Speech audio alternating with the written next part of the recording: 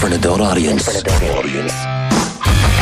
Loveline may contain sexually oriented content. Listener discretion is advised. This is Loveline. Loveline. With Adam Carolla and Dr. Drew. Hey, everybody. It's Loveline. I'm Adam. That's Dr. Drew. Phone number 1-800. Oh, forget about that. It's the best of Loveline, Drew. The best of the best. It's the best of the best of the best of the best of Loveline. Well, no, and producer Ann really kicked my ass tonight. She goes, these are the best. We're going all the way back to the very, very best. All right. So here we go. Dr. Drew, board-certified physician.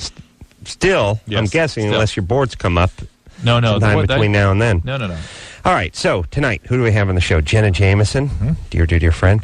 Dax Shepard and Seth Green from up the river, up the river without a paddle. There you go. dear friends. Hoobastank. Nice. In studio tonight. Also, the Offspring. Who you blew off? I got to call Dexter. He was in town. Asked you to go flying. All right, buddy. Black Eyed Peas with Fergie and Taboo. I think they're... Oh, Fergie, a little nutty. I think they got some Grammy nominations or something. I don't know. Nice. They're doing good. And, of course, the nutty but lovable Macy Gray. Truly. So, let's start the show with Jenna Jameson. Hey, everybody. It's Loveline. I'm Adam. That's Dr. Drew. Phone number 1-800-LOVE-191. Jenna Jameson in the studio tonight. Dear friend, Jenna Jameson. The book is called How to Make Love Like a Porn Star. It is number 9 on the New York Times bestseller list, and it is a substantial piece of work. Almost 600 pages, I like maybe that, 600. substantial. It is. It's substantial is a good word because it suggests that it's a powerful book, and you could hurt somebody if you hit them with it. It's like a brick. Yeah, it is. It's a block of book. True. I have a question. The guy that helped you write this, Yeah, Neil Strauss. says he wrote one of the best-selling adult films of all time. Yes, he did. Which one? Bella Loves Jenna. Wow. True. I'm just... Yeah, he's an amazing writer. I thought you were going to say Taboo or something, and Adam would just go out of his mind. Which is one of the best-selling of the year. Yeah, and who knew that Bela Lugosi would make a movie that late in his career? No, he was you didn't. He was in his late 80s when he shot the film. You didn't go there. No. Bella. I don't know if I've seen Bella Loves Jenna. Belladonna. Oh, Belladonna loves Jenna. That's hot. What year did that come out? This year. And it's one of the best-selling ones of all time? Of all time. Wow. I didn't know that could... I don't know why. That fast, yeah. Yeah, I thought these things had to accumulate over the course of, 40 years or something. Before. Is DVD... Times have changed. Everybody buys them now. Yeah, so DVD... Well, yeah, people used to rent them. And by the way, it's how we look back on guys sitting in a theater, sitting in a Pussycat theater, and, imagine one day when I'm going to have to explain to your kids that, yes, hundreds of men would gather in one theater and all watch communally 3-4 films in a row. They're going to be like, Uncle Adam, I don't understand. Did they have the... No. Oh, no. There was no internet, my friend. How's that we possible? would have to lock arms. At least that's the way your Uncle Adam did it. And we would all sit in a crowded theater and not watch one, 60-minute film. We'd watch 9. I mean, you sit there for about 7 hours. I don't think you're supposed to lock arms, though, Adam. It's just the way Adam did it. That's the way we... That's the way the Carollas did it, and we'll continue to do it because we're rich with tradition. But okay, so the point is so then you go from that. So that sounds bizarre now, telling well, wait, you're sitting with a bunch of dudes. What are you supposed to do? Well, you log it all. You get about 9 hours in your brain, and then you hustle home and you beat yourself to a pulp. And it's like, okay, but now. We were talking about this when people were renting porn, and the idea of renting porn sounds bizarre. How about, hey, kids, you remember that television star Pee Wee Herman used to like when you were a kid? Well, he went to one of these locked theaters. arms. Exactly. Think how weird that's going to be for He them. was on my right side. and so now... He didn't wait till he went home. They don't really rent movies anymore, do they? No, not do people really. Rent movies? Everybody buys them. Because, you could literally go to a truck stop and get one for $6. Do you know why need I to think rent? that is because I think more and more women are comfortable seeing porn. Ooh, we don't have to hide it. Yeah, so guys don't have to hide it any longer. And who the hell wants to, if you think about, all right, the movie costs $3-4 to rent, but getting in your car, trucking it down to the thing, getting the humiliation of running as someone you went to high school with. I rented a movie called Porn Bloopers once because it's like, well, I like to beat off and I got a sense of humor.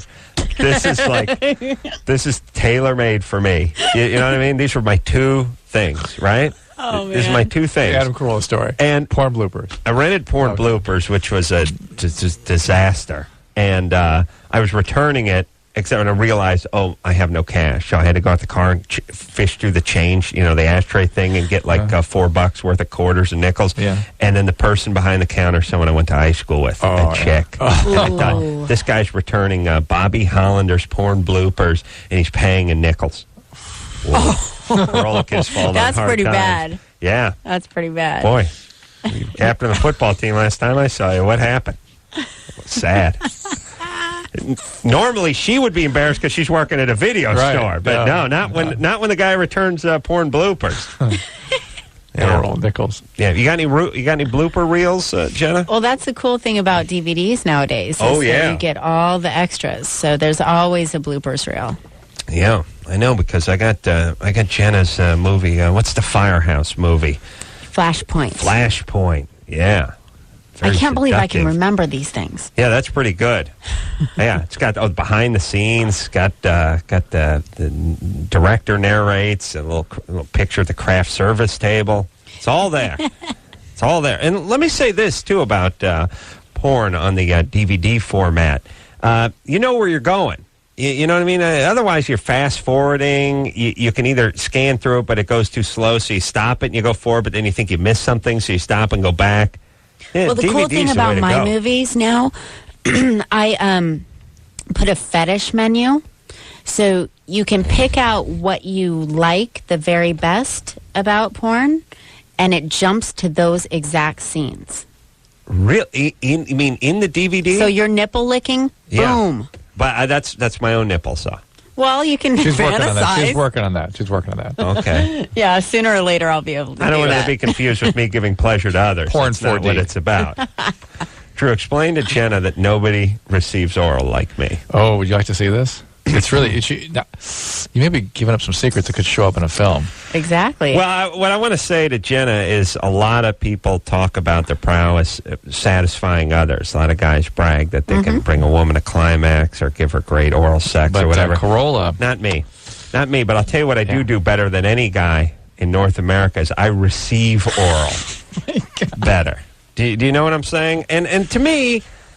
That's a talent. I'll tell you what. Because, Adam, don't you go going too far. Don't you better well, no, I don't want to get defensive about it. What I'm saying are you going to show her? I will, yeah. I want to see. Are you sure? Later. All right. But the point is a lot of guys, it's like you watch the Olympic sports. Everyone wants to win in the swimming and the track and field things, but the smart guy's over collecting his medals in archery and ping pong and stuff. He goes where there's not much competition. You don't have to take on any brother that can squat 800 pounds, just a couple of nerds, and you take home the gold, and you got a gold medal. That's what I did with receiving oral. That's nice. I'm not going to get in the line of the guys who claim they can go all night and bring a woman to the height of climax. I receive better than anybody. And there's nobody who can take my lay claim to my throne, Drew. Do you understand? I'm here to tell you. All right. I'm going to give you just a little sample of what I'm like. Okay, bring it on. This part of my now? technique. Yeah. Oh, boy. Can you do it? Yeah. Keep going. And that's it. That's good. No beating about the head with the knuckles. No resting the beer on the crown of the head. Is good stuff. Yeah. Again, I'll give you one more shot. No. And I'm not rude. Come on. I'll tell you. And I've refined my techniques over the years, too. Enough. I learned, for instance, put down the TiVo remote. That's something I learned. Just a few weeks ago. Okay. I mean, the point is I can always improve. You're bragging now. You're bragging. Come on. All right. I'm just getting saying. Intimidated. I'm saying take the pants all the way off. These are other. If you're going to you can't take the pants off unless you take the shoes off. These are all things, all ways. I've honed my technique. Do you see what I'm saying? There's no matter how good you are, you can improve. That's what I'm saying. I agree completely. And what you saw there, you thought was the pinnacle of receiving oral. But I'm still looking to move forward like any champion. You know what I mean? I don't look at my rear view. I don't look at my oral rear. I look through my oral windshield. You know what? Okay, there we go. You know what I'm saying? Yeah, well, there's. I would like to work with kids, handicapped kids, who don't. The confidence that comes from receiving proper oral. You know what I mean? Properly receiving oral, I should say. Here we go. Get in and start talking, and you got to get them early too. You approach a guy 18, 19 years old, try to teach. No, it's like gymnastics. You get them at 5, 6, 7 years old. Really start working on the fundamentals. You don't do oral on them at that point. But again, start working on the posture. Start to develop those muscles. No, you just right. Yeah. Jennifer? Yes. You're 28? Yes. What's happening? Well, my question is, I am 28 and I've never had an orgasm, and I just want to know how abnormal that is, I guess, and if there's anything I can do. What do you think, Jenna? Well, I don't think it's abnormal. I think that a lot of women, they aren't able to relax enough. They worry too much about other things that are happening, like whether or not they look fat, whether or not their man is truly in love with them, or there are a lot of different things that go through women's minds, and it's hard to relax enough to be able to get to that point where you orgasm. I've been through it, believe it or not, and it's all a matter of feeling comfortable and letting go. And women get up in their own head a little too much and get in their own way, beside whatever biological wiring that is different in some women from woman to woman. But I do agree with Jenna that even the ones where the potential's there for an orgasm, they get up in their head sometimes. Does the letting go is it a frightening experience to some women, do you think? Yeah, it's a vulnerability? It's a trust thing. Yeah. You know? But what about, now, that's interpersonal. That's with another person. What about if she's by herself? Well, that's how it should begin. You should make sure that you practice. That always helps. We have a lot of women that call here can't quite get in that place where those things happen to them. Right. Well, it's put into our heads that masturbation is so wrong. I'm not sure of that. It really is. Because you can't force a guy to stop no matter how much you try to tell him it's bad. Well, that's a guy, but girls, that's a man. Women are totally different. Totally different. Totally different. different. What do you think she starts talking about? Well, no, but she's saying that the reason they're different. I want to clarify. It's not they're different because they were told not to do it, or it's something's wrong with them. No, we believe that. I mean, from the time I was young, I certainly worried about whether what I was doing was right. But I got past that. But I certainly did. But it's kind of a hard thing, I know that once I got to the point where I trusted a man enough to be able to not worry about whether my face looked stupid when I was orgasming, then it was fine. Then it came easy to me. So even with masturbation, it's not uncommon to not be able to have one? It's very common. It's much more common with masturbation than with a person. And at your age, much more common to have trouble orgasming during masturbation. Really? Yeah. I didn't know that. Yeah. It is common at my age? For women, yeah. But at 28, you should be getting around to it. Yeah. It should be about time that things... Got to get the right toy. Yeah. You got a vibrator? I do. But I was wondering now, do I need to try different ones, I guess? Absolutely. Shop around. All right. All right. Thank you. Yeah.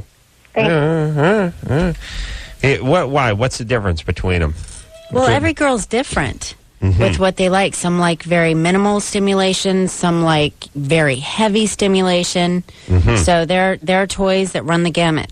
I have Ron Jeremy's penis in my attic. He does. Yeah. Ron brought in a latex version of himself. I didn't really bring it in. I told him to go get it. It was in the trunk of his car. Yeah. And at first, when he said it was in the trunk, I thought, oh, Christ, this is going to get nasty when he pulls this thing out. And then I realized, oh, it's actually out in the car. I thought that was just more porn talk. Right. But he went and got it. But then when your Guatemalan maid found it, come on. Ooh. That was traumatic. I don't have she's probably writing a book right now. Oh, yeah. You ought to talk to my maid. Oh, well, your maid could commit suicide. You got to pay for therapy for your maid. Exactly. My maid found this this behemoth of a dork that was sitting around my house and probably thought, God knows what he does with this thing. I'm sure it had zero context other than the up the tokai. There's only one place that thing could have gone. Mm-hmm. Yeah, very scary. And my whole thing is I should throw it away, but it probably costs $65. Oh my God! Like what? I can't throw it away. It's something.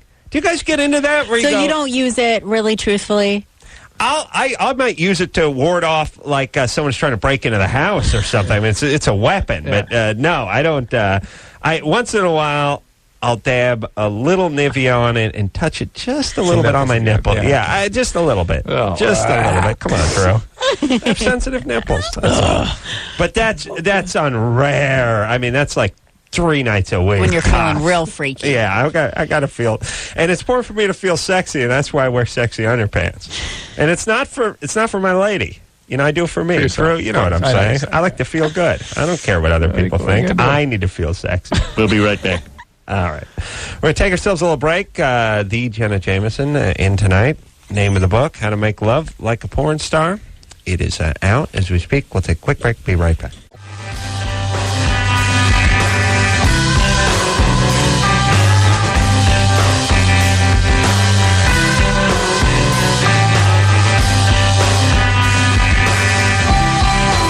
Hey, yo. It's Loveline. Nay, the best of Loveline. I'm Adam. That's Dr. Drew. And we move forward with the show. Yes, Drew? I'm going to just look back to Jenna Jameson. We just finished. Do you remember when she hit that, like a 12-carat canary diamond on her hand and stuff? Crazy. And spotty guards. Yeah, spotty guards. My goodness. What's a spotty guard? Spotty guards. All right, buddy. I mean, she was an event, you know? Oh, yeah. Big kasha. Big time. All right. Let's get going. Well, Seiko was the same way in the 70s. Let's get moving with Dax Shepard and Seth Green. Hey, everybody, it's Loveline. I'm Adam. That's Dr. Drew. Phone number 1-800-LOVE-191. Seth Green is here. What's up, y'all? Quiet, Drew. I'm not done introducing the guest. Dax Shepard. Sorry, Adam. Thank you. Dax Shepard is also here tonight. What it is. Without a Paddle is the name. And Dax Shepard just struck me as the world's greatest astronaut name. Yeah, Dax Shepard. Well, there is the famous Shepard astronaut, so it's not a far leap. But Dax has even a more masculine. Yeah. That's the astronaut for the new millennium, y'all. Dax. Oh, what's is it short for something? There was a best-selling book in the 70s called The Adventures by Harold Robbins, and my parents were reading the book when they were pregnant with me, and the lead character's name was Dax. Short for Dachshund. No. Wow. So they just read a book and they... Yeah, he was a Spanish revolutionist who laid every girl he met, and it was a real smutty... Good thing they weren't reading like Charlotte's Web. Be screwed like... Well, believe me, in Michigan, I don't know that there could have been a worse name. Charlotte might have been about the equivalent. Dax, yeah, but now it's cool. Now people accuse me of having made it up for this line of work. That's the other thing. Now you have to deal with that. Yeah. Yeah. It's funny when people are confronted with something new, they just can't. They refuse to believe that could just possibly be. You hear a name like Dax and you assume, and the guy's in show business and he's on MTV or was on MTV. But if you make that assumption about me, you're basically also making the assumption that I'm an ass. Yeah, you're like, no, we're doing because if you think, this guy made up this name Dax, then you must think I'm a real jerk too. Yeah. Right? Well, that's because if you told me, Dr. Drew, you said, my name's Lightning Bolt, I'd be like, A, you made it up, B, what kind of idiot makes up a name Lightning Bolt, by right? the way, but that's why we make the assumption. It makes us feel better about us.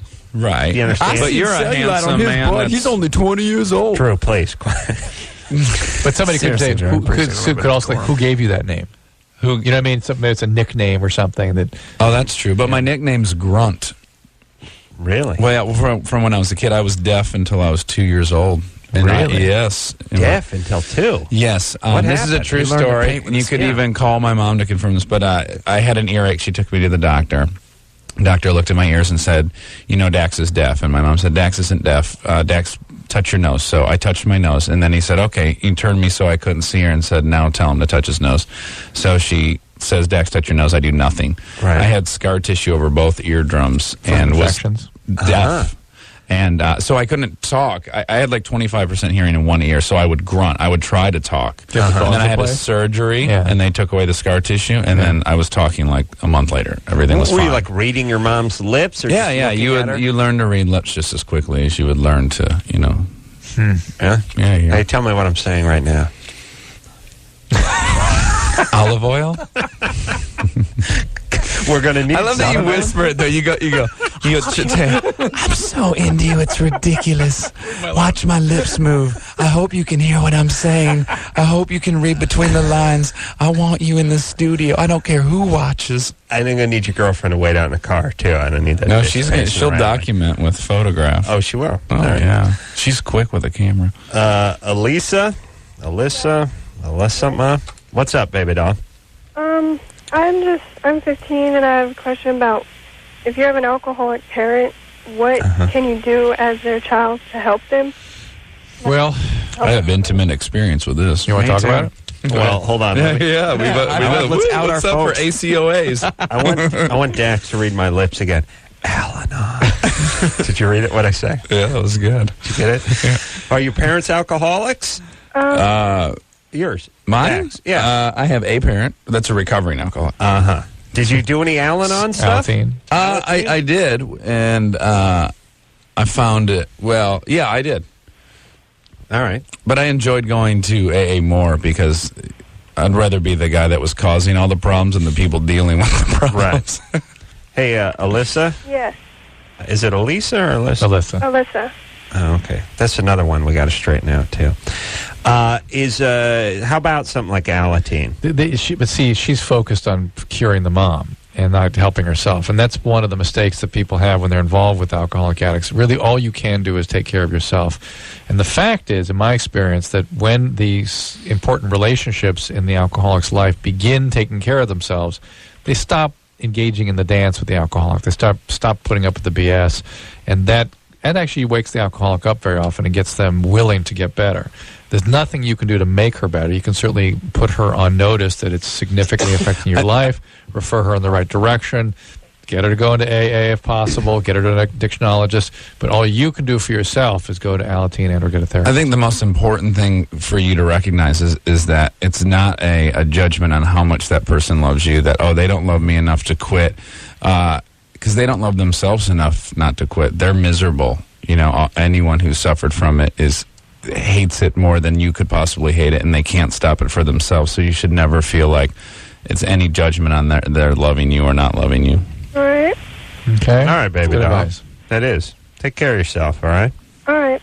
All right. Yeah, but good times. It really sucks to deal with that when you're 15. Yeah, you shouldn't have to be a parent at 15.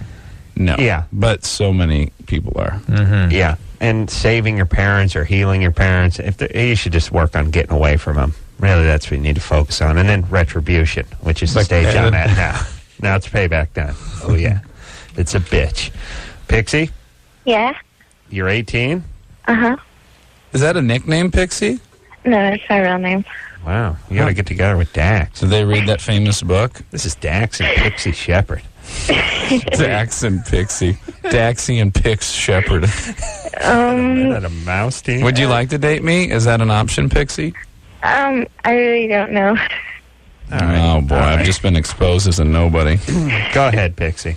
You got to get in another motorcycle accident, build your confidence up. Go ahead, Pixie.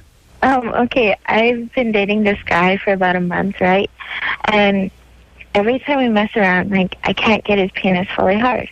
I mean, I'll do strip teases, I'll do everything. Really big? Mm-hmm. What? Is it really large? Because sometimes that has an effect. If a guy has a really large penis, it won't get fully hard. Is he on medication?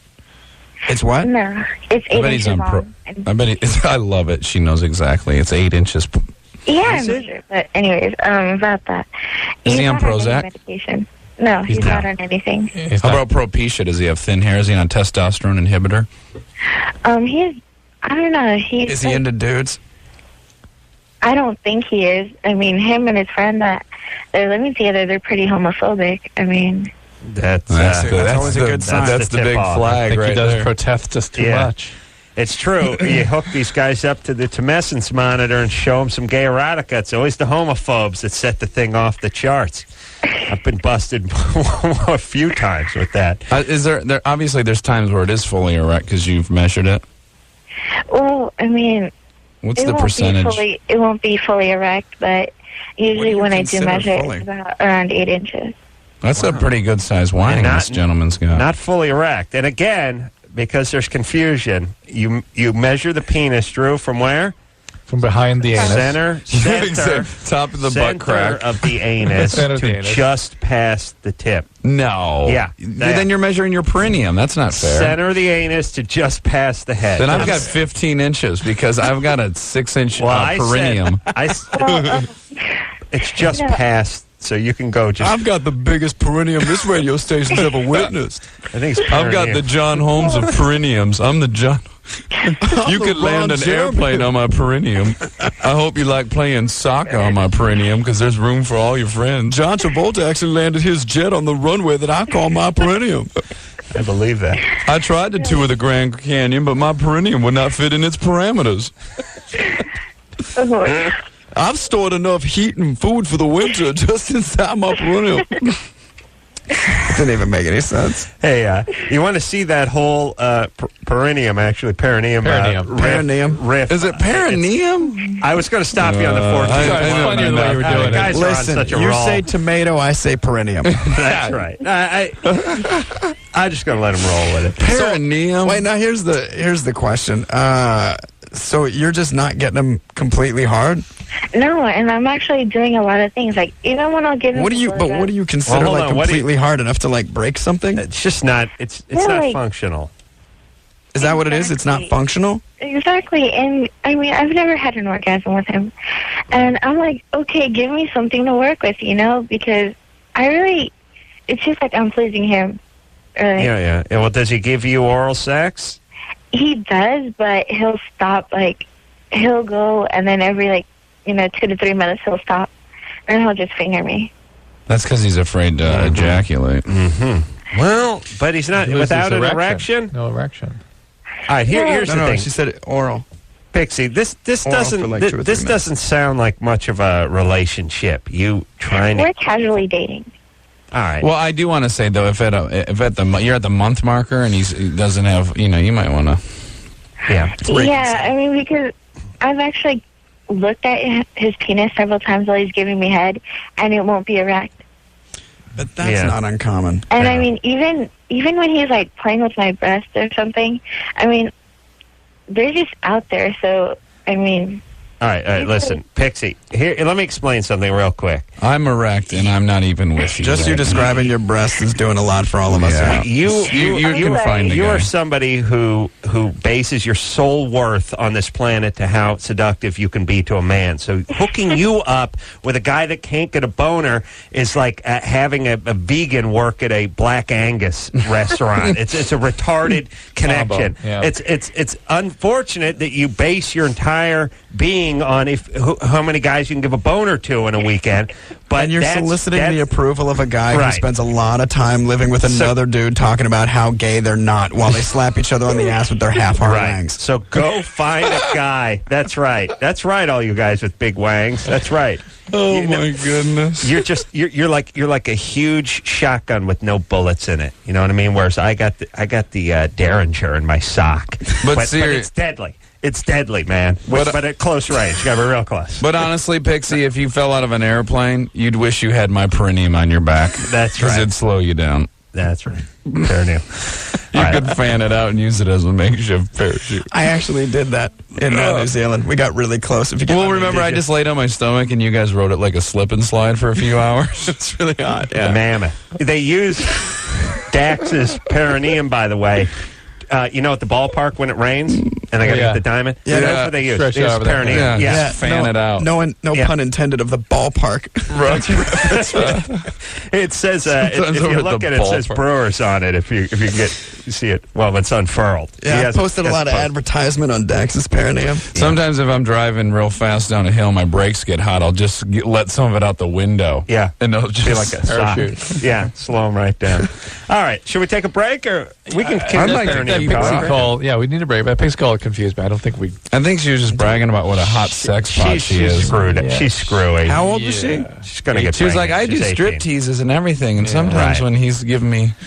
No, the advice not to base her whole worth and focus of her life on the male is appropriate advice. Yeah. Get on with your life. That was pretty hard hitting, Drew, though, because Adam, because I kind of wanted it to keep going, and I applaud you for taking it off the sex track. Yeah, because I fell into it. She was getting exactly what she wanted from me. I wanted to know where she was at. Well, don't get me wrong. I want her to get with some chicks. I'm saying you dyke it up every once in a while. I wasn't saying stop the sexuality. I'm saying it turns a guy on if he sees you going down on a chick. I hope that wasn't misinterpreted. Yeah. No, don't worry. That came across? Yeah, of course. All right, let's take a quick break. We'll be right back.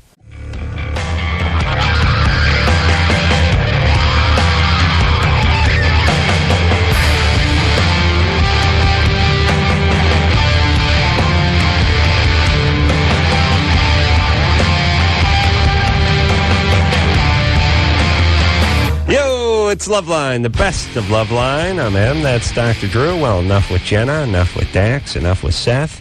It's time to welcome Hoobastank. Yeah, everybody. It's Loveline. I'm Adam. That's Dr. Drew. Phone number 1-800-LOVE-191. Hoobastank in here tonight. Got the lovely Doug and Dan. Flew in all the way from Florida, Miami. Man, they look happy about that, too. Look at Dan. I think angry. I'm just pissed about that. We have to have a little segment where you can just talk, because Dan. You got. We came in from Miami. You might as well get your words in. I can't. I'll say bad words and it'll just get ugly. Dan is about what? Had a puss on. No, I get really frustrated easily. I'm really irritable. Don't look at me.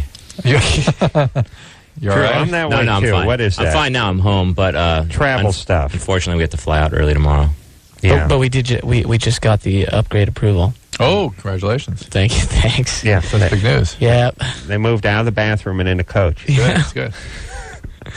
Yeah, and all we have to do is play an acoustic set on the plane. It makes all the difference in the world. Yeah, it's like airplane.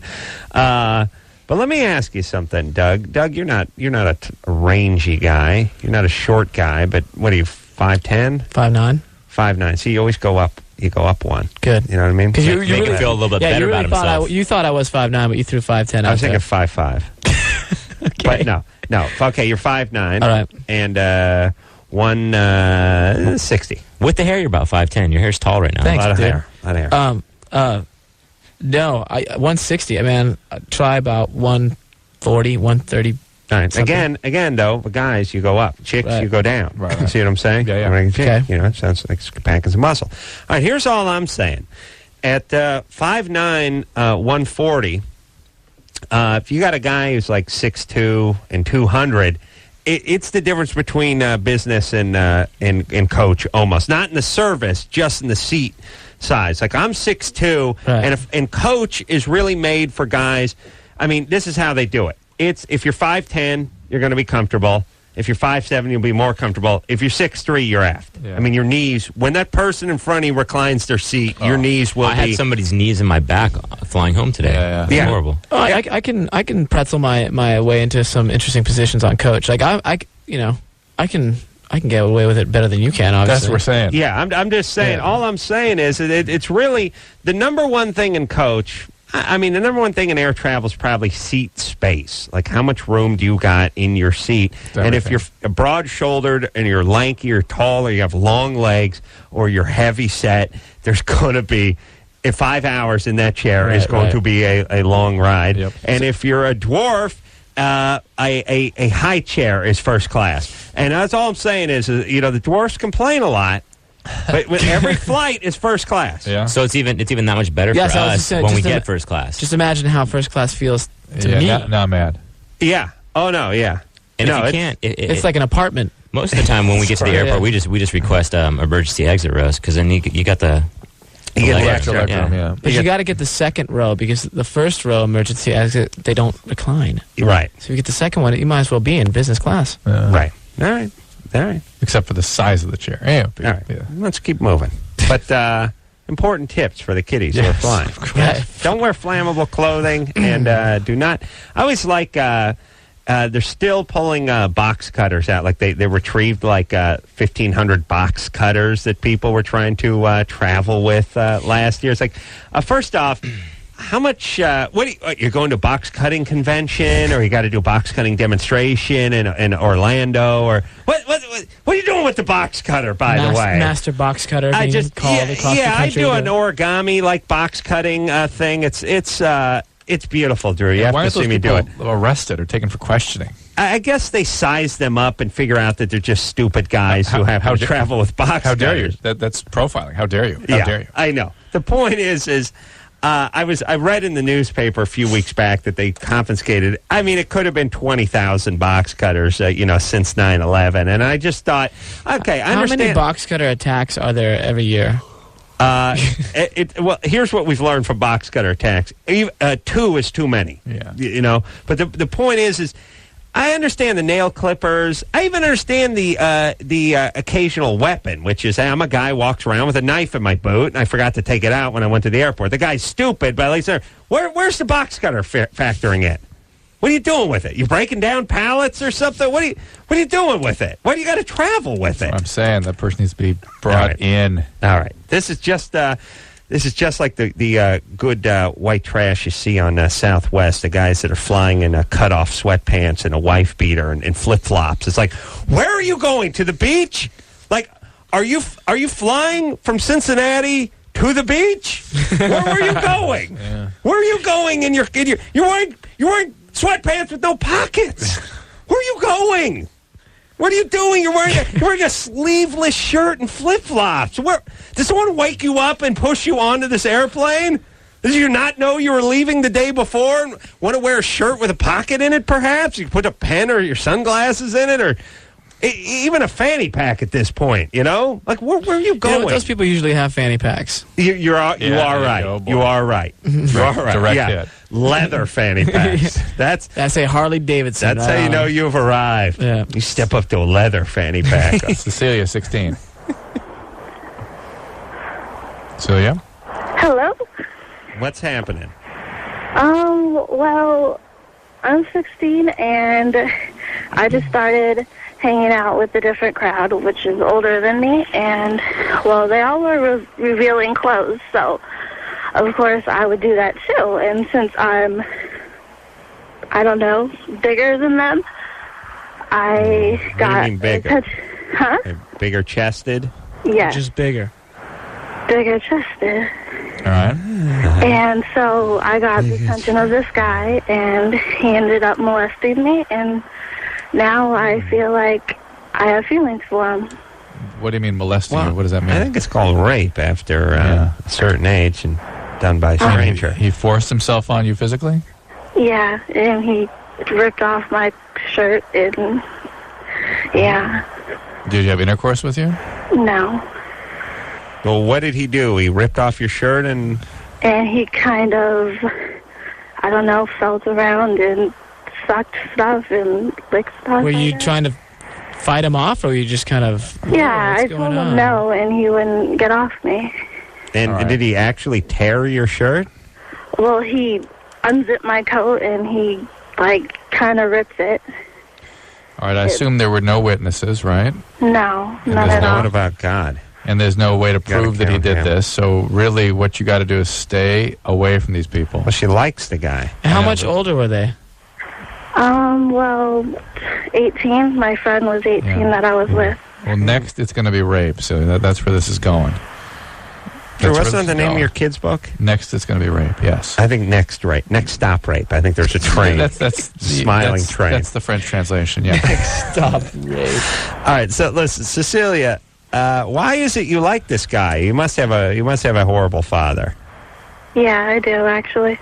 Yeah. All right, because when you have a horrible dad, then horrible guys seem attractive. Right. Especially when they do horrible things. Yeah, in a way. Well, that's how you become a horrible guy. Yeah, I guess that's true. In a way that it transcends logic. It's like, this guy abused me, but I can't stop thinking about him. Yeah.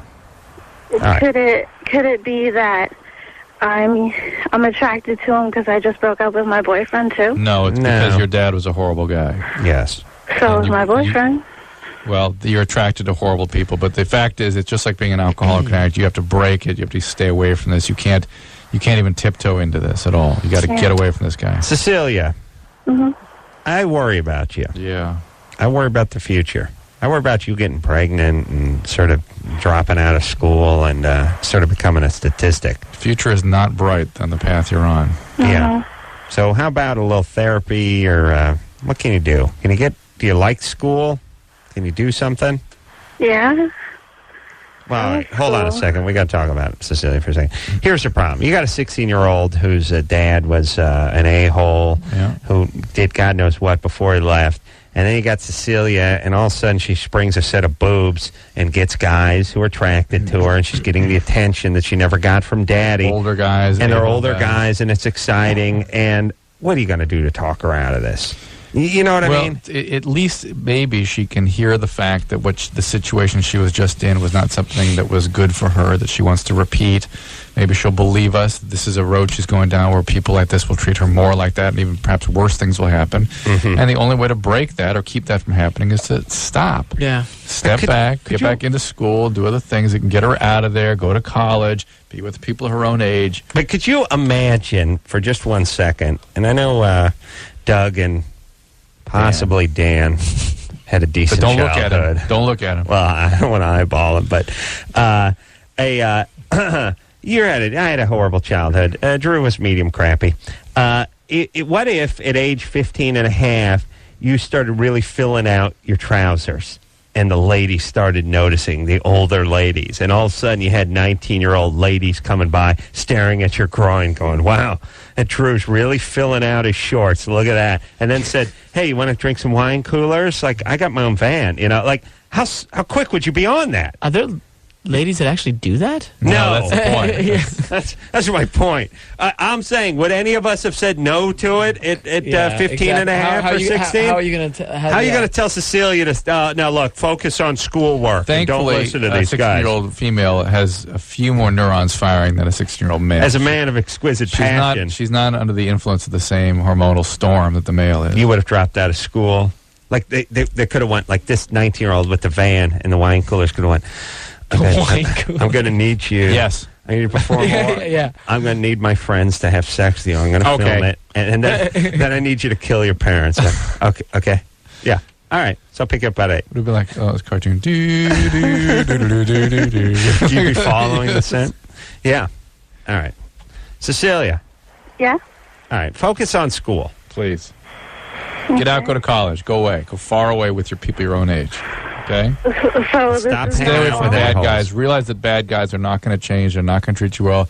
I know it's amazingly attractive to you, but don't go after those things that are super attractive, because that source of that attraction is built on very, very serious pain. And let me say this. This is a second reason why society needs to really punish these deadbeat / a-hole dads, because of the lingering psychological damage. You know, we do this thing where, well, he molested his kid, or he was an alcoholic, or he was physically abusive, or he left his family with his 3-year-old daughter, and he went and started another family. But whatever, he's not a criminal. He just left. But he has inflicted, most of the time, irreparable mental imagery and abuse on his young daughter, who will then hook up with a succession of abusive guys who could possibly, what percentage of women who are killed by their abusive husbands had the abusive dad who never goes to jail? 100%. And the only thing that got him with the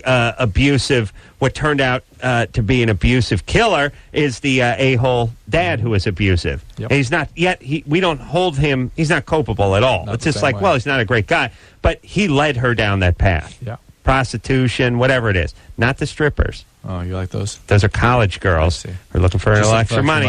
Just trying to get by. They're trying to, and you know what? They like kicks. Just looking for kicks. Just for kicks. They're looking for kicks. All right. Hoobastank is here tonight. We'll take a quick break. We'll be right back.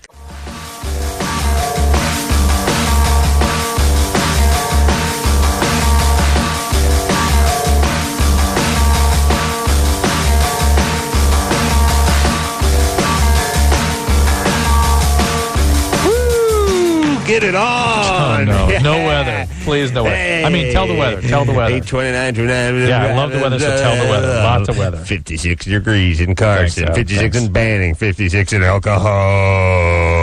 It's bad when the reverse psychology Sherman doesn't White work. checking in at 56. All right. I love The Offspring. Let's keep moving with the show. Drew does love The Offspring. I do. Yeah. And Dexter was very kind and he's a great was guy. going to take you flying, and you blew him off. He is a pilot. Yeah. He owns a jet. Two jets. 2 jets, remember? Really? He had pictures of both of them, remember? Wow. I don't even have half a jet. No. Wow. Yeah. Yeah, he doesn't like to brag because that ain't rock and roll, but the man owns a jet. punk. He's doing all right. All right, so please welcome our dear, dear friend, Dexter from The Offspring. Hey, everybody, it's Loveline. I'm Adam. That's Dr. Drew. Dexter's here from The Offspring. Hi. We had a little panic. We were in the other room doing a little recording, and we saw Chris run. And when you see Chris run, it's really, it puts the fear of God in you. When engineer Chris starts running for the door, that's trouble. You know it means something. It's kind of like the first time I heard my dad say MFer. Scared you. Yeah, I knew he meant, he let the MFer fly. Oh, he let the C sucker go. Oh, yeah. And I remember thinking, wow, this he means business. Parents save those ones for special occasions. They do, and once in a while, just freak the kid out when the serious profanity comes sailing past the lips. All right, Offspring, CD, what else? Splinter, and let's take some calls. Yeah. Some calls? Yes. Because that's the show. Yeah, as you can see, Dexter, that's the show. I'm not Adam's talking. That's right. It's about the callers. Right. It's about the callers. Shauna, Yeah? you're 18? Yes, I am. What's up? Well, I've been dating my boyfriend for 3 months now, and I kind of have a problem. We just recently started having sex in the last month, and I always need to hear a celebrity's voice in order to get off. And it's really becoming a problem. A particular one? There's a couple of them, like Anthony Kiedis from the Red Hot Chili Peppers, and Steven Seagal's another one of them. And Really? we always have to have sex over at my house and my apartment so I can play either a DVD or my CDs in the background, or otherwise I just don't want to have sex. Hold on a second. This sounds bizarre and sort of untrue. Where do you get a CD of these guys just talking, you mean? Well, do you have to have Anthony Kiedis singing? Oh, no. I mean, it's not necessarily even him that I need. There's several different people that'll do it for me. Well, you got Seagal. Who else? Like who, yeah. Kevin Spacey's another one. Norm Macdonald. I like all of those guys. And you will not have an orgasm without the sound of their voice? Well, it depends. I mean, I used to date a guy that had a nice voice that actually turned me on, so I didn't really need that. But the guy that I'm dating right now, he has kind of a high, whiny voice, and it doesn't do it for me. It's the beauty of guys, too. It's like, yeah, whatever you need. Let's just, figure it out. Let's go. What do you want to do? You want me to kill my parents? Yeah, fine. Okay, done. Let's go. All right, so this is weird. Anybody, how about Drew or me or Dexter? I mean, we're all quasi-celebrities. Nothing? Yeah, no, because it's not even the fact that they're celebrities. It's just that their particular voices just do something really... But they're all different kinds of voices, though. Yeah. I know. And I get mistaken for Norm Macdonald on occasion. Do you? It happens. Maybe then I should start listening to you a little more. It'd be nice. You should work then. Yeah. But the problem is, anyway, it's been about a month now that we've been having sex, and he's starting to think that it's weird that we're doing it at my house all the time, and that I always have to have something recorded in the background. Do you think about the guy whose voice is entering your ears, or are you just hearing the voice? Well, it's the voice and thinking about the person. So, I mean, you're thinking about Norm Macdonald. Yeah, or whoever it is, yeah. Steven Seagal. Right, Steven Seagal. All right, so really it's not their voice. It's just the fantasy that you're with one of these guys, and you need that. It's like saying, I have to hear the voice of a porn star when I'm receiving oral from my girl. It's like, no, you like to watch porn while you're getting sucked off. Right. That's what you like to do. But just why is Norm Macdonald in this list? I don't understand that one. He has a certain quirky attractiveness. She likes distinctive voices. Shauna, no, but it's not so much about the voice. She likes Norm. She's attracted to Norm Macdonald. I'm actually not. It's just the voice. All right, but you need to see you're thinking about them, right? A little bit, yeah. I think it's just become a problem of mine. Are you thinking that they're having sex with you? Yeah. Well, that's fantasizing about somebody else while you're with your guy. Yeah, it's a way of distancing yourself from your actual partner. She just say no? She said yeah. But I'm really starting to care about the person that I'm dating, and I don't want this to become an issue. All right, well, why don't you quit it then? How can I quit it? It doesn't do anything. All right, I'll give you a hint. You can't play Under Siege 2 while your boyfriend's effing you. That's one way you can quit. Yeah, it's just you have to stop doing it and just focus on the intimacy and see if you can get a real connection. Under Siege 2 was on a train. Well done. I was like, I want to come up with a series of movies where I just come with the movie and we just have to find the modality of transportation. Like, hey, first one's on a boat, second one train, third one RV. You know, like I don't think of the story anymore. I just got to think of where it takes place. Why don't you just follow the progression in the green eggs and ham? On a boat, Or maybe I'll do it just transportation progression. Would you in a car? First one takes place on one of those bicycles with the giant front wheel. And the historical progression. And the second one's second one's like a steam car, and it just keeps going. First be a wagon, horse-drawn, be a rock. It's a wheel carved into it. Yeah, and then we end up with the citation. There you go. Yeah. Commander Dexter on the flight deck. He doesn't call it the cockpit. That could be offensive. All right. Frank? Hey, people. Hey. What's happening, How you guys Frank? doing? We were doing great until you called, Frank. Now you're bringing us down. All right, I'll try to correct that. Thank you. What's up? Well, you guys were talking about penis curvature. We were. We was.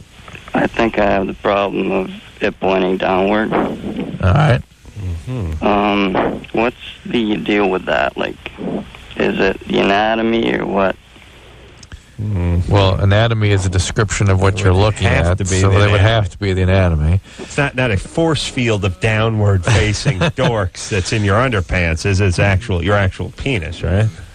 Yeah. Yes. All right. And is this something you've acquired as you've gotten older, or has it been there all the time? Well, it's actually just when it's... But is it something that it's always been that way? It's when he has a boner. I know. I'd love our callers. Go ahead, Drew. Let's do a Loveline reenactment. So your penis points downward. Has it always been that way, or is it something that's developed recently? Well, it's only when I get a boner.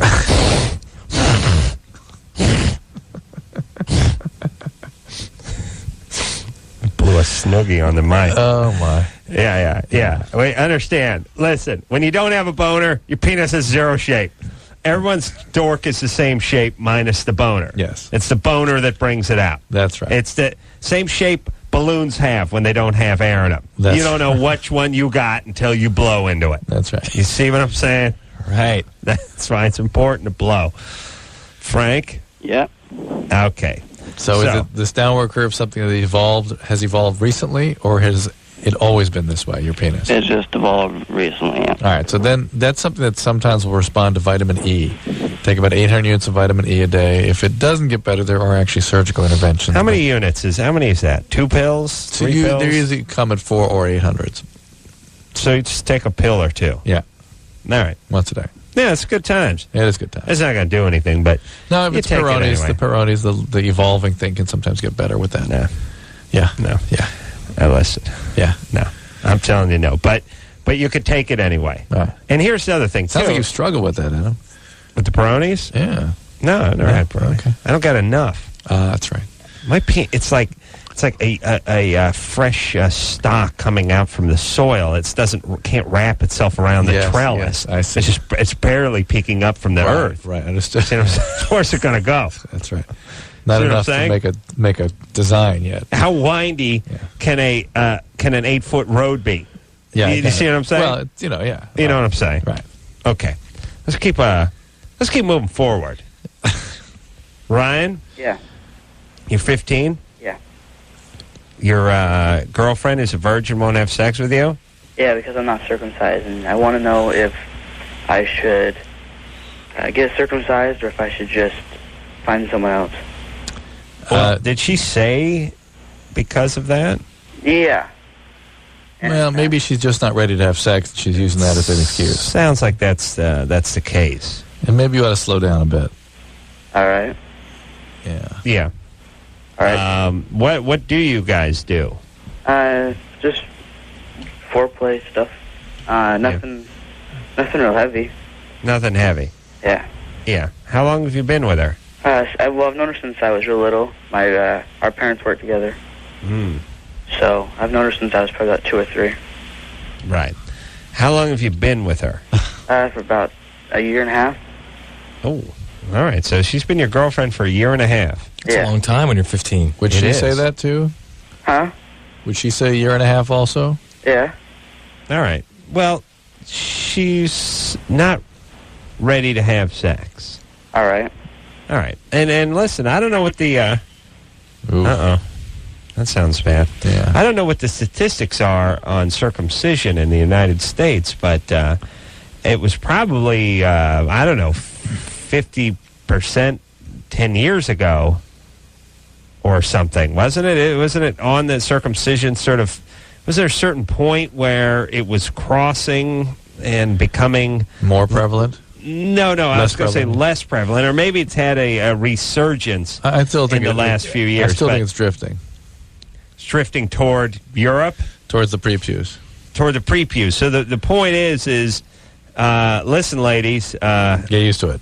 Yeah, I've seen your future. There's a foreskin in it. I got a crystal ball here. By the way, has anyone consulted with women on this point? Because everyone's thinking all these men are worried that they're being abused in childhood by having their foreskin removed. Wouldn't be a bad. That might be a little survey of women's preferences. That'd be my take. Yeah. What do you like, ladies? Because that's where we're going. Yeah, that's where we're going. Yeah, same way. It's same way with first date. What kind of food you like? What movie do you want to see? What do I need? What do you like? A lambskin or a latex cow?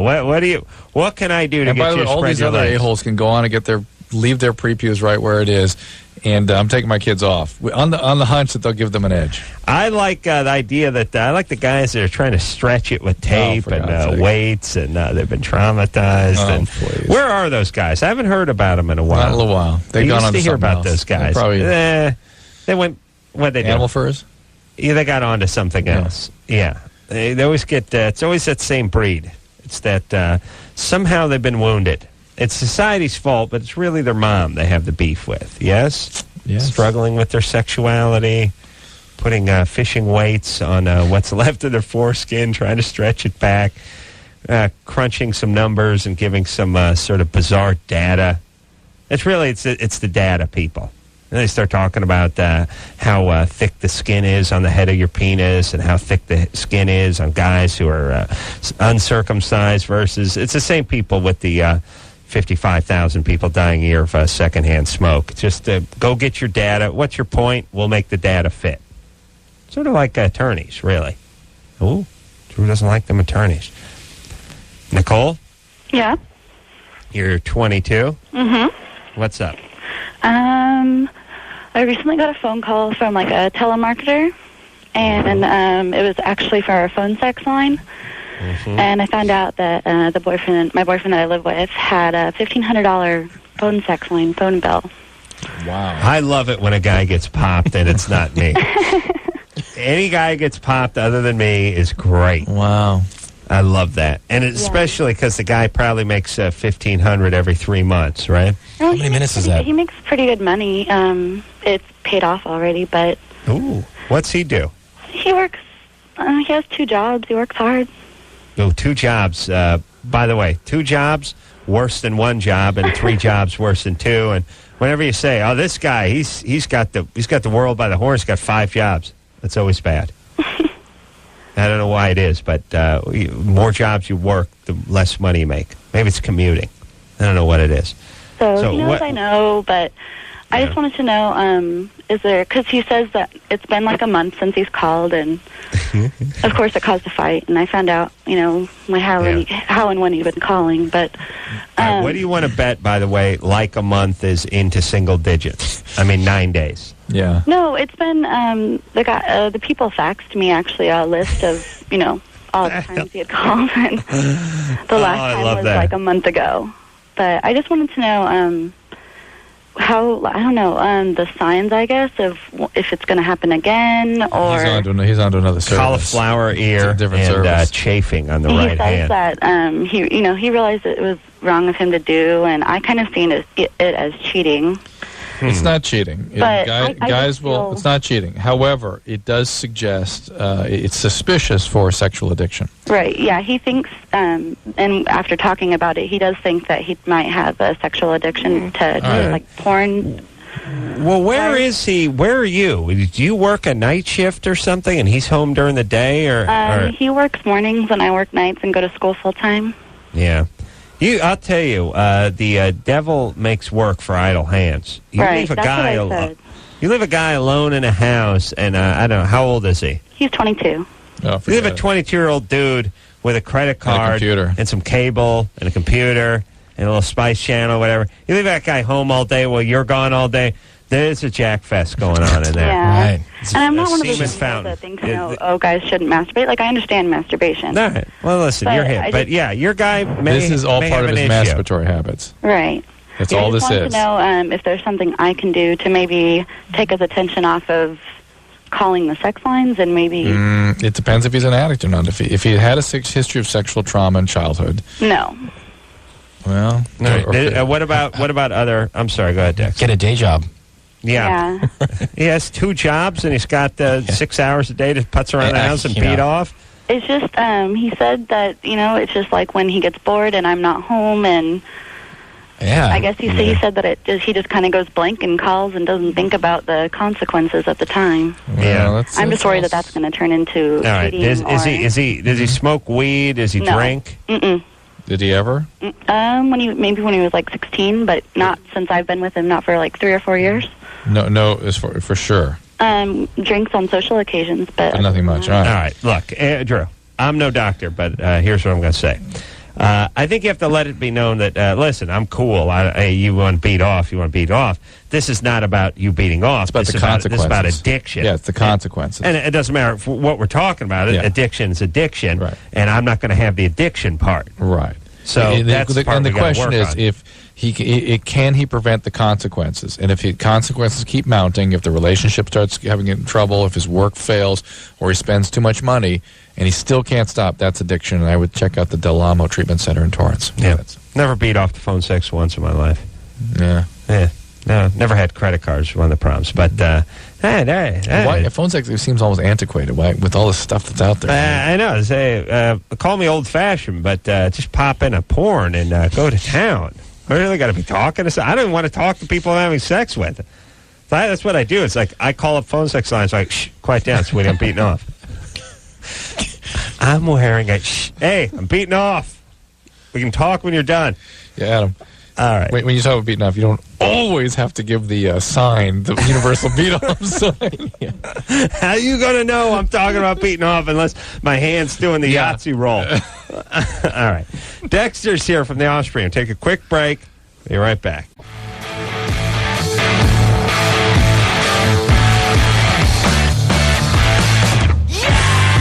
Woo! Yeah, that's rock and roll. It's the best of Loveline, I'm Adam. That's Dr. Drew. Well, out with the Offspring and in with a band. Well, now, we knew this band. Drew, could you please? We knew Fergie before she was Black Eyed Peas. Yes, we knew Fergie when she was... Orchid? Wildflowers? Wildflowers. No, Wild Orchid. Wild Orchid. Wild Orchid. That's all right. Yeah, met her on Loveline, the TV show. Yeah. Nice. Yeah. Nutty, but nice. And I've had some celebrities get mad at me because I call them nutty, like Rose McGowan and stuff. Well, first off, you are nutty. Dave Arquette. Dave Arquette's nutty, too. You can't get mad if I call you nutty because you're nutty. I don't just make it up. I'm just reporting the news. I'm not making it up. He stormed in when you said that, 3 minutes after you said it, and acted nutty. That's very true. Very good-natured. Nutty, not a bad thing if you're a celebrity. No. It's colorful. In fact, right? tonight we're full of that. That's right. Please welcome the Black Eyed Peas featuring Fergie and Taboo. Hey, everybody, it's Loveline. I'm Adam. That's Dr. Drew. Phone number 1-800-LOVE-191. The Black Eyed Peas are here tonight. Fergie and Taboo are in here. We have... did a switcheroo. We did a little switcheroo. Hey. Anderson, maybe you can play the Taboo theme song. Which is now, you... Yes. You classic, know this song? classic. It's a classic. Classic, yeah. This song is in Taboo, too. Mm-hmm. And do you know Taboo? Yes. I've been a big fan of Taboo. I've been a big fan of many adult films. Oh, really? Since I was young, it taught me a lot about my manhood. Yeah. This you guys can cover this. You know it as your quite a theme song for you. It's quite a theme song. Yeah. You know, there's also "Sweet as Taboo" by Sade. Well, that's true. Definitely. But there's that. But I'm just thinking about Taboo learning about being a man through this film. Yeah. Well, you got to understand, I came from a place called Rosemead, which is in San Gabriel Valley. Oh, it's beautiful. Next to Temple City. Yeah. Dr. Drizzly. Woo! Yeah. Yeah. Yes. Temple Nice. City. Yeah. Shout out for Temple Just City. Temple the other side's Montebello. Rosemead. Montebello's the other side. Right next to San Gabriel. Now, And I have to give it up to Hacienda Heights. Hacienda Heights, 15 minutes away. you're Hacienda Heighter? Yeah, definitely. Wow. You know the thing that's ironic about Temple City? Not one Jew in the whole place. Wow. Think about it. Temple City, not a Jew? No temples. Yeah, no temples. Hacienda Heights. Yeah, it's beautiful. Must be beautiful. I gotta say thank you for the theme song. Yeah. I love it. I appreciate it. Yeah. It makes me feel... There must be beautiful farms and ranches in Hacienda Heights. No, actually, it has the only Buddhist temple. Wow. In Oh, North it's America. huge, yeah. The biggest one. It's Strangely, modeled it was after the supposed to one- be in Temple City, but but it wasn't. Heights. No, it's All right. Hacienda Heights. Yeah. So we got It's kind of we got some locals out here. Locals, Yeah, yes, Drew and I. definitely. Drew's a Pasadena man. Pasadena. I'm High North five. Hollywood. Yeah. North Hollywood. Yeah. It What do you think of You Old ate Town with Pasadena? Yeah. I like it. I love yeah. Old Town Yeah, it's Pasadena. wonderful, yeah. Have you ever Yeah. been to Sushi Float? A-Float. Yes. Yeah, absolutely. How about Hooters right across the way? I can't say usually my family or go to the A-Float, so I can't quite get into Hooters. I'm sure Adam's been to Hooters. I have been to several of them, but I've not been to the Old Town Hooters. Okay. Is that in there? They got one going? Yeah. They got it going. I've been to that one. That's good. Yeah. Oh, of course. Chris. Hooters right there, Yeah, buddy. All right. But he's thinking about Jenna the whole We're gonna time. We're gonna hear something else from the Black Eyed Peas, by the way, before the night is through. Possibly in this break. Although I'm not sure. I keep calling these breaks, but I should call them segments, right, Drew? Mm-hmm. And I'm not sure what the next song we're gonna hear is, but we'll figure it out. It'll be a good one. We got a question for Fergie. Rachel, Hi. what's happening? What's going on? What's happening? Hi, Rachel. You love me? I love you. Great. You got a question for Fergie? I did. I was wondering, I grew up watching Kids Incorporated, and I was wondering how you got involved with that and how your transition between TV and becoming like a big famous recording star went. Like, how did you get into show business that young? Of course, naturally, they went looking in Hacienda Heights for Yeah. future stars. No, that's the cradle of child stars is Hacienda Heights. That's where they go. No. Actually, you know what? You're very original. You're an OG gangster. You knew Kids Incorporated. That's very cool. I did that since I was 8 years old. I did it for 6 years and graduated from that and got out of the music business for a year and got back into it with Renee, who was on the show with me. Did a group with her called Wild Orchid. Wild Orchid, all right. Yeah. And this is 5 years ago, 6 years ago? Yeah, definitely. Yeah. Well, it was when Probably I was... started 8 years ago. Yeah, it started a long time ago, from when I was 15. Right. And I actually stayed in the group for a long time, way longer than I should have, personally, because Really? I grew up as a people pleaser. I wanted to make everyone happy, and and so that's why I stayed in it so long. But I mean, I love the girls; they're amazing. And now, well, it's why cool. did you leave? Did the band break up? Did you leave? Well, we did break up, obviously, but it had nothing to do with the girls. You know, they're great people. I stayed with them for a long time, but it sounds like you want to go a different direction. I had been wanting to go a different direction for a long time, and I just didn't know how to express that. And that was a personal thing for me. How did you get hooked up with the Black Eyed Peas? Well, I went in 1998. I went to go see them at the El Rey Theater in L.A. And I've always been to a lot of hip hop shows. I've always been a huge hip hop fan, but I went to go see them, and something about them really intrigued me because it's not that they were these thug guys. They just were artistic. They were hip hop, but they were also rock in the same sense. They had a band.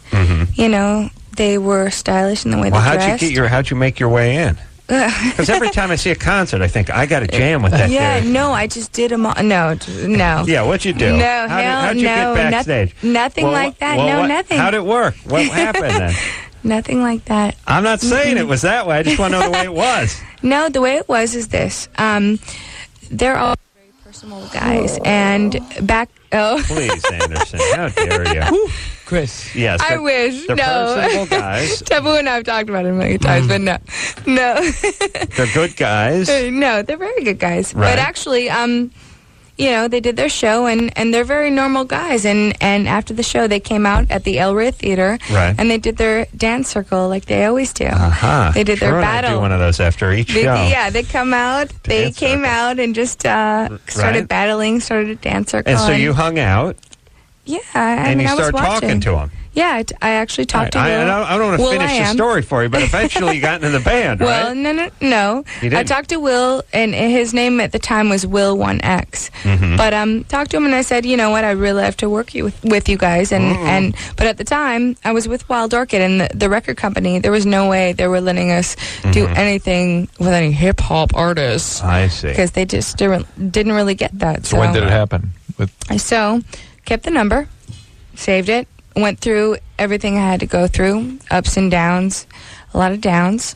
Yeah. But eventually you got into the band, right? No, Adam, she didn't. How dare you? Well, I'm trying to figure out how you got into the band. We were doing an album called Elephunk, right? We had a song called Shut Up.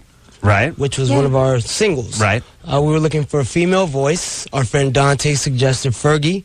We were like, well, can Fergie sing? Yeah, she could sing. All right, let's bring her in. We brought her in. She knocked it out. So you called her? We called her. Yeah, but there's a lot of stuff that went in, in between that stuff. I was abusing myself for a while. And it was a very bad point in my life. I spent all my money that I had made from earned. Wild Orchid. Well, didn't make any money. Well, I'd been a child actor. I'd done Kids Incorporated for. Oh yeah. Yeah. Forgot about that. My big acting debut. Yeah. But this. Jennifer Love Hewitt. Yeah. Well, yeah. Yeah. Can you introduce me to her, by the way? That was like a person who called in 20 minutes ago. Yeah, exactly. We're going there's a lot of things that have happened in my life. I could go through it. It's going to take a long time. Well, no, I don't think we need to do that. But all I'm saying is you checked out the Black Eyed Peas. You were into the band. You wanted to be part of the band, and the band called you. No, it's not that I wanted to be part of the band. I love them. I was a fan of them. I had gone to a lot of hip-hop concerts, and something about them attracted me because it wasn't all this right, but thug. You didn't want to be in the band. You know what? I wouldn't say I didn't want to be in the band, but I would never plan to be in the band. All right. Because it was just a natural progression. Yeah, it was just but you're in the band. You're in the band now. That's important. I wasn't ever saying that I was going to be in the Black Eyed Peas. I would have never thought that. All right. At all. I got to make fun of some teenagers. Let's focus. Let's go. Sarah? Hi, yeah. You're 19? Yeah. What's up? Well, I've been clean now for 13 months. I shot up methamphetamine since I was 15. I've been doing drugs pretty much since I was 12.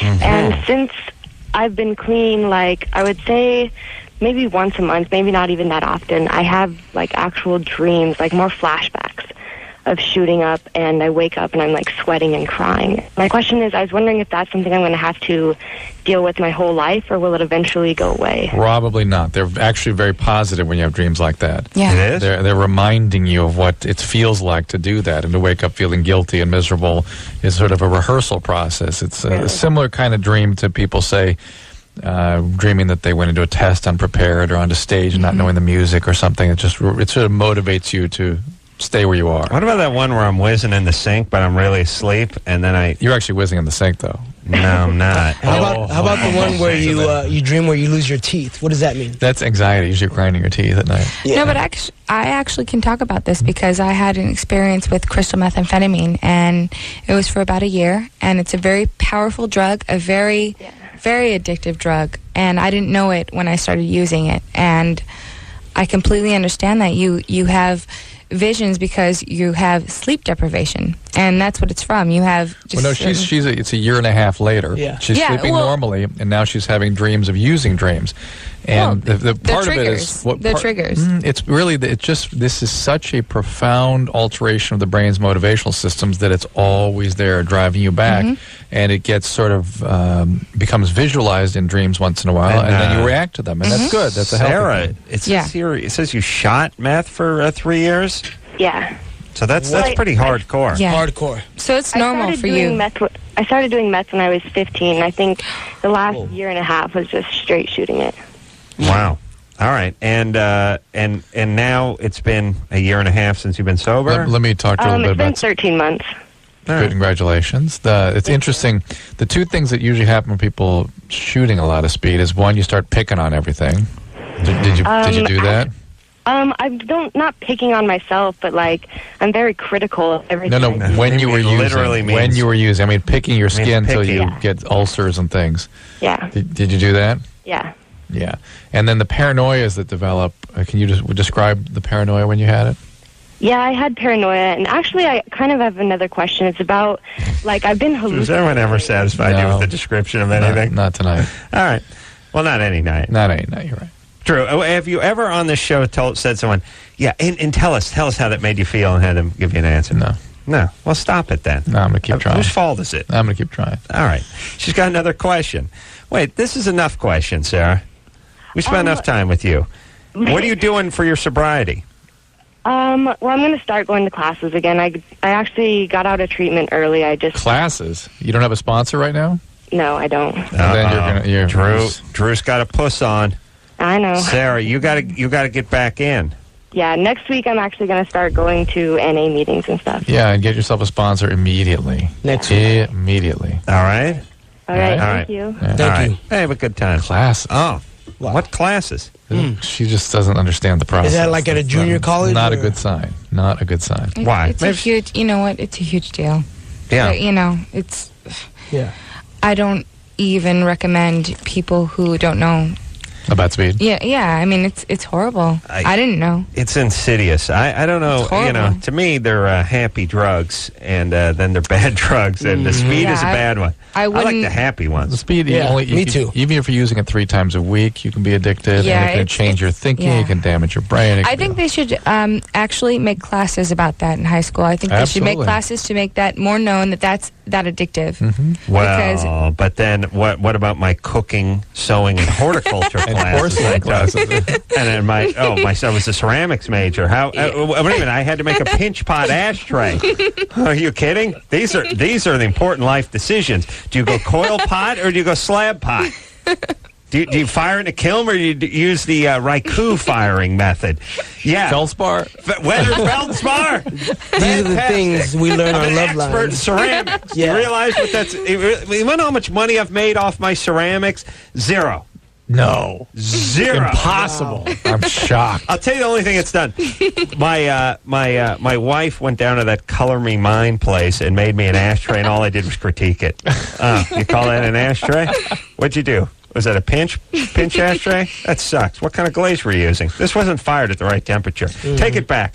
It's almost cost me my relationship. That's all. I just become critical of other people's ceramic work. I do nothing myself. Have you ever been to Color Me Mine? No, I've walked past.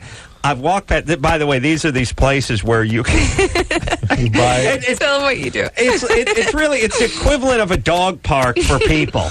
Like you can go around and sniff people's ass and work with something and then fire something and then leave with it. Right. You get to work with clay in a supervised environment. We don't work with the clay. It's all pre-made. You just paint it. Oh well, that one you paint. Yeah, I think this one once in a while they give you a hump of clay and there's places where you get to actually do something, but. I pass these places and I go, how do they stay in business? Like, how many of those ceramic clowns can you sell? You know, it's like, well, the clown is $4, and then the glaze is $3.50, and then it's $8. How many of those you got to move to make a business go here? I'm not sure if they're around, as a matter of fact, anymore. But anyway, I was a ceramics major in high school, and I just think, when we sit around and do the show and we think about all the things that they don't prepare you for, meanwhile, they're busy filling your head with nonsense. I know how to make Pillsbury Parmesan popovers, by the way, from my junior high cooking class. Very creative. I made a pillowcase in my sewing class, like I'm sewing now. Please. Forcing guys to do this nonsense too? How dare you? It's disgusting. You're sexist. I know. Let's get to the next caller. You're right. Next caller. You're right. Heather? Yeah. I'm going to go back and sue the LA Unified School District. Yeah, I'm telling you. Case. I'll tell you, here's how it's going to work. My lawyer's going to do is he's going to pull down a map of the United States and he's going to go, Adam, find California. And I'm going to walk up and point at Montana and I go, all right, and he's just going, we rest our case. We rest. Your Honor, we rest. He's a complete imbecile. Heather, you're on the line. Hello? Yeah. How you doing? Fine. Who fought in the Civil War, Adam? Good guys and bad guys? I don't know. One group dudes like the black guys. I know that much. One guy looked like Colonel Sanders. Yeah. And the other dudes look like Colonel Sanders. Heather. Yeah. You're 21. Yes. What's up? Got a question for you. All right. Been having sex since I was 17. Been with a few people, and never in any of the times I've had sex have I ever had an orgasm during sex. So I'm curious, what can I do myself to make myself have an orgasm during sex? Well, there's this adult bookstore on Colorado Boulevard in Pasadena, which... She's calling from San Diego. Oh, okay. Yeah. Well, take a trip to Pasadena. Dr. Drew lives there. There's this adult bookstore, and they have many toys that you can play with. Yeah, how about a toy? No, what I'm wondering is there any way that I can do it by having sex? I've tried toys and oral sex and all that works, but I'm wondering, like, if sex can... You mean you want to have an orgasm during intercourse? Yes. Many women can't. Many women can't do that. Yeah, just can't do it. I mean, there's nothing that I can do to make it happen. Well, ask... maybe Fergie has a technique. Well, I mean, I just think, from experience, I think it's more mental, and I think that it's a very personal thing, and when you have an orgasm, it's very personal, and she has them with oral sex, but she wants to have it with intercourse. Yeah, I think that it's because I used to be like that as well, and I think that it's just about letting go and being able to accept certain things while you're in the presence of another person. I was just thinking guys don't have personal orgasm. We got orgasms like, hey, you want some? There you go. There you go. That's something for you. You got any friends want some? I don't need it. I'm done with it. Like, very personal. Drew, has there a guy ever been born and said, yeah, my orgasms are very personal. But with women, it's we don't know what they're talking about. We hear like the music starts playing when Fergie starts talking like that. Like, well, yeah, but here's the thing, though. Heather, you're having an orgasm through oral sex, though, right? Any other kind of sex, like, even, like, playing with myself, I can have an orgasm. Okay, all right. Butterfingers. You're 21s, you're ahead of the game. Yeah. Yeah. Okay, so first off, focus on what you do have. Okay. You know what I'm saying? Perfect that. Not what you don't have. No, you got that part down. What I'm saying is don't feel like you're cheated. Here's what I'm saying. You're a person that's driving around in a Range Rover and looking at people in Ferraris and wanting to know why you don't have one. look at the guy in the Chevy Vega and appreciate your Range Rover. Do you see what I'm saying? There are many women who have it worse. They don't have an orgasm through diddling themselves or through oral sex. They can't have one, period.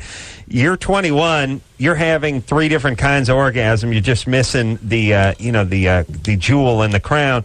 Fine. I bet that one ain't far away. There you go. All right. The Black Eyed Peas are here tonight. Yes. We're going to take ourselves a little bit of a break. And we'll be I love that little fake applause there. Yeah, that was really great. cute. It's not fake.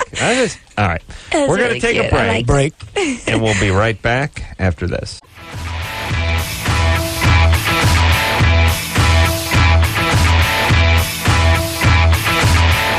Hey, it's Loveline. I'm Adam. That's Dr. Drew. It's the best of Loveline. Well, we'll say goodbye to Fergie and Taboo from the Black Eyed Peas. Here's a woman who I think is an amazing talent and is, I won't call her nutty. I'll call her colorful. The most colorful mom. Oh, yeah, that's right. Ever. Having big breasts is great.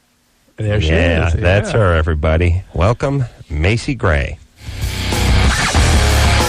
Hey, everybody, it's Loveline. I'm Adam. That's Dr. Drew. Macy Gray is our guest tonight. She just woke up. Hello. Macy. I'm awake. Thank you very much. Bye. Christy? Hey. Hey, you're 17. Yeah, I am. What's up? I am just wondering if talking dirty, like, during sex is going to affect my relationship. You mean you needing him to do that or him needing to do that? No, like, neither one of us really needs it. It's just something that's been lately happening probably half the time when we have sex. Don't look at me. Don't look at me. I will give you something to smile about. David Allen Gray. I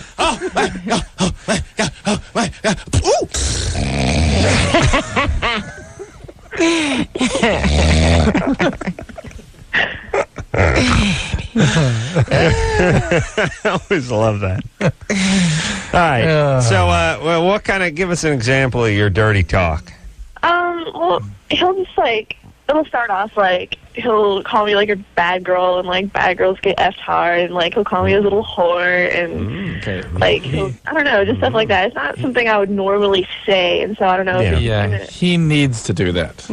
Yeah. Really? Either one of two things. Either he had some other girlfriend that needed it and taught him that's something that she liked, therefore all women like, men tend to generalize, or he needs to talk like that. Those are the only two options. Let me say this, though. And this may get worse. You may see some smacking. He's 20. He's 22.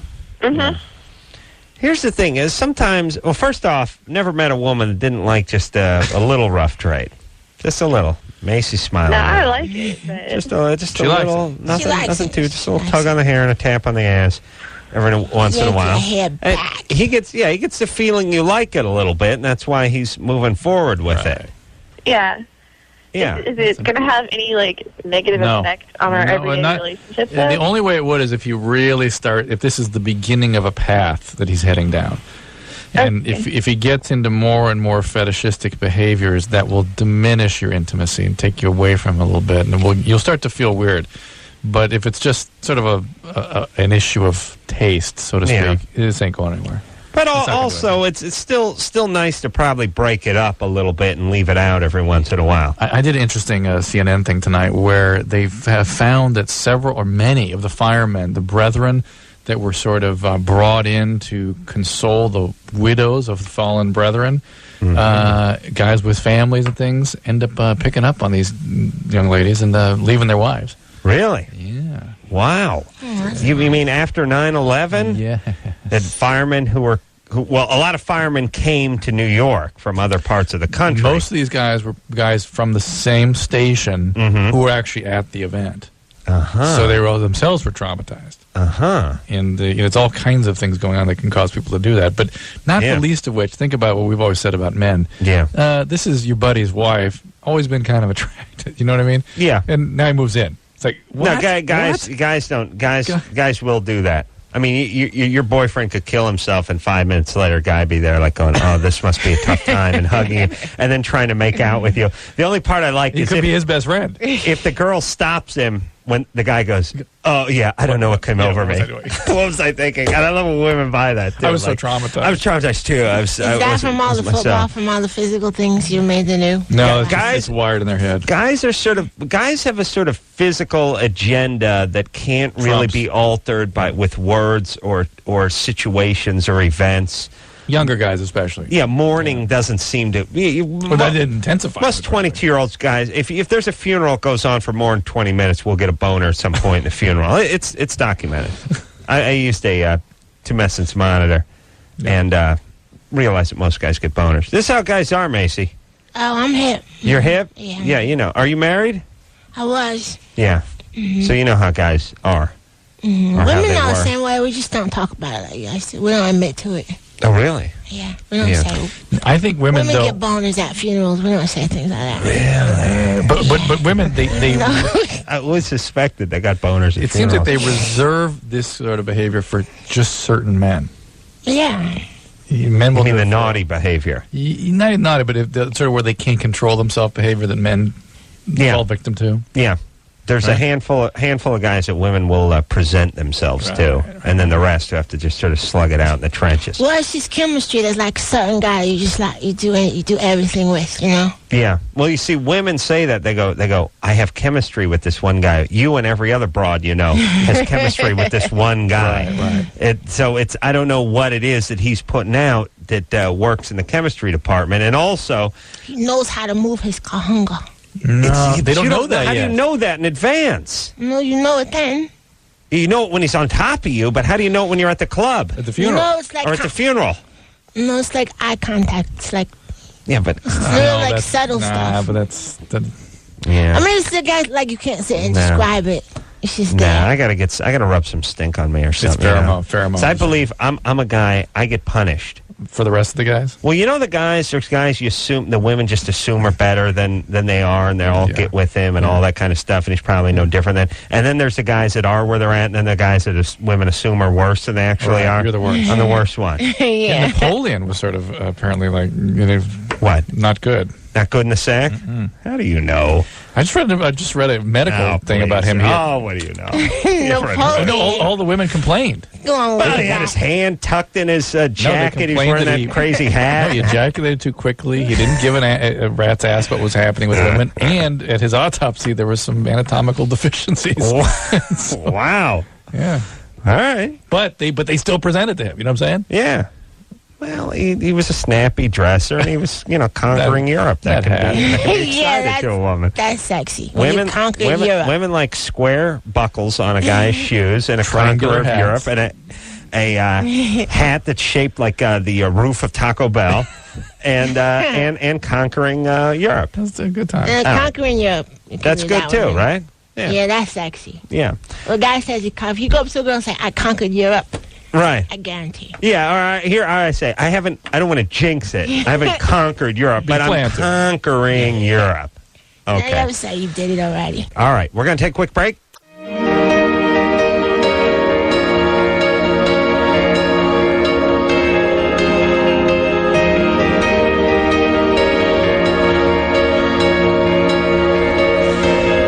That's the show. I want to thank Jenna Jameson and Dax Shepard, Seth Green, Hoobastank, The Offspring, Black Eyed Peas, Macy Gray. Wow, what a show. Good show.